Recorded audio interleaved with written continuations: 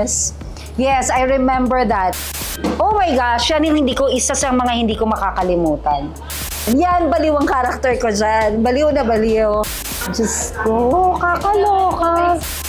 Hello, ako po si Jean Garcia and kasama po ako sa Maging Sinong Ka Man and I play the role of Belinda. I'm the mother of Monique, the character of Barbie Fortesa.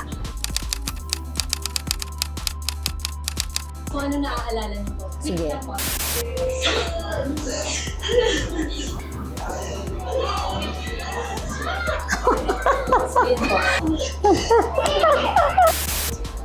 Ito yung scene namin sa The Half Sisters. Tapos, kinidnap si Barbie, yung role ni Barbie na si Diana. Tapos yung kidnapper, ang gusto niya is syempre, kumbaga parang gusto kong maibalik sa akin yung anak ko kasi kinidnap nga. So I will do everything. Kausap ko yung kidnapper. Gusto niya, umiiyak kami kasi gusto namin mahanap si di ba? Ang gusto niya, sumayaw daw muna kami.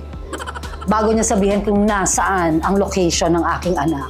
So ginawa namin ni Thea, which is kapatid naman ni Barbie doon at anak ko din. Nag-viral kasi nakakatawa siya, di ba? Pero, di ba, yun yung sinasabi natin na you will do everything. Ang mga magulang gagawin ng lahat para sa kanilang mga anak.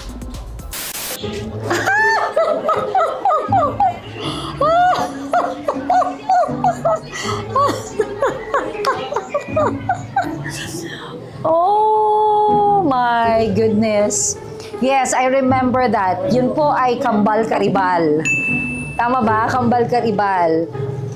Yun yung time na, yung role ko dyan, ako si Teresa. Well, Teresa is yung character ko dyan talagang nakakainis siya kasi sobrang masama ang ugali niya. Pero nakakatawa din siya at the same time. Kasi wala lang sa kanya. Kumbaga, pag gusto niya maging mabait siya. Pag gusto niya salbahe siya. Yan, yung mahaba tong eksena nito. Actually, bago ako namatay dyan. Kasi may gagawin na akong ibang soap, kaya kailangan ko na mawala dyan. Yan yun. After yung scene na yan na yung death scene ko, parang ganyan. Nakakatawa lang kasi naghahabol lang kami ng pulis. Tapos syempre yung character niya, basta bigla niyang nabaril yung pulis sa parang mali-mali siya. Tapos nag-sorry pa siya kahit nabaril niya. Kasi hindi naman talaga siya mamamatay tao. Pero I love that scene, promise. Oh my gosh, yan yung isa sa mga hindi ko makakalimutan. Yung scene na yan ang hindi ko makakalimutan kasi sobrang hindi na kami halos nag-uusap ni Thea kasi sobrang nakafocus na talaga siya dun sa eksena. Kasi makakakuha siya sa akin na, I don't know kung I remember it right, parang 4 na sampal apat na sampal. At totoo po yung mga sampal dyan. So maski nung na-out of balance dyan si Thea, totoo po yun. Ang gusto kasi ni Direk Mark Reyes is maging makatotohanan. Ang haba pa ng lines namin. So dumating sa point na talagang hindi na kami nag-uusap mag-ina bago yung eksena. Ganon kami ka-focus doon sa eksena. Pero sobrang minahal ko dyan si Thea kasi she's very professional. Yung passion niya sa trabaho sobra. Mahal na yung character. Lahat naman kami. At mahal namin yung show. Sobrang galing ni Thea dyan. Sobrang minahal ko siya. Walang reklamo, very professional. At pagkatapos nagyakap lang kami mag-ina. Sobrang ganda. Isa yan sa mga favorite na eksena ko of all time. Sobra. As in, one of my favorites. Galing mo nakuha mo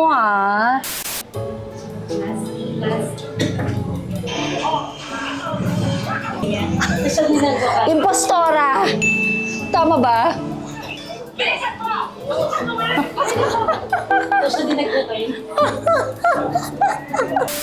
Yan, impostora po yan. Yan, baliw ang karakter ko dyan. Baliw na baliw. As in, anak ko dyan si Sunshine yata Anak ko ba si Sunshine? Tama ba ako? Well, years ago na rin kasi ito. Pero nag-enjoy din ako sa karakter ko dito at kasama ko palagi si Adjosa. Yan ang palagi kong ka-eksena. Nakakatawa rin yung role ko. Parang mala Teresa siya. Pero kakaiba. Kasi si Teresa, trying hard siya maging, yung sa Kambal Karibal, trying hard siya na maging mayaman or pa-feeling rich. Ito, mayaman talaga siya. Pero yung ugali niya may pagka baduy, ganyan. Or, no. hindi pala siya baduy kasi super yaman talaga siya, pero may pagka-palengkera, parang gano'n. So, favorite ko rin yan. Directed by Mario J. De Los Reyes, yan! Ay, si Jenica!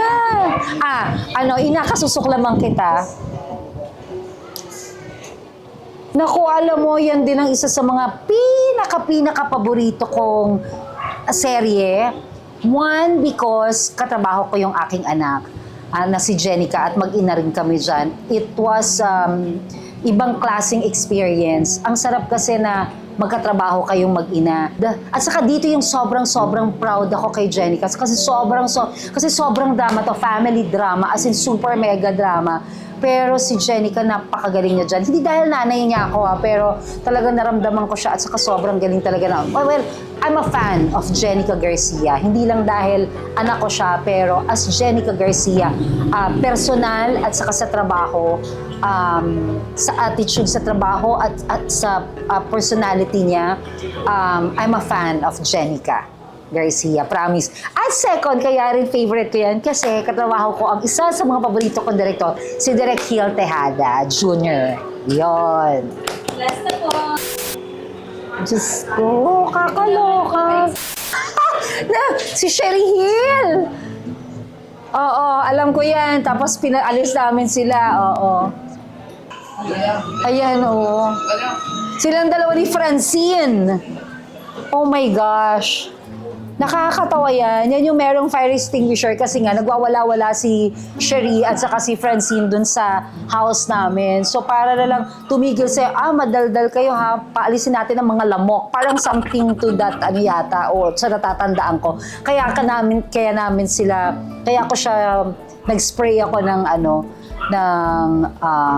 oh my gosh, I miss Sherry. Nakita ko si Sherry dito sa Oo, fun din yung yung eksena na yan. Kasi nga, dun sa Half Sisters, palaging iba-iba yung villain, parang gano'n. Or iba-iba palagi yung nagkokontra sa family namin.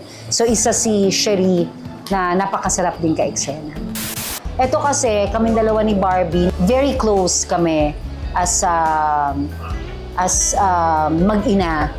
Pero this time, sa maging sino ka man, kakaiba.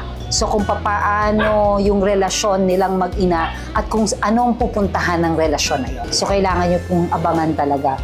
Hopefully, andyan kayo to watch kasi ang dami naming mga kasama at magaganda po ang mga characters namin at maganda po yung concept at istorya nitong maging sino ka man. Bilang merong pinanggalingang pelikula po ito starring Sharon Cuneta and Robin Padilla. So, si David at si Barbie ang hintayin niyo dito sa maging sino ka man. Yan po, directed by Enzo Williams.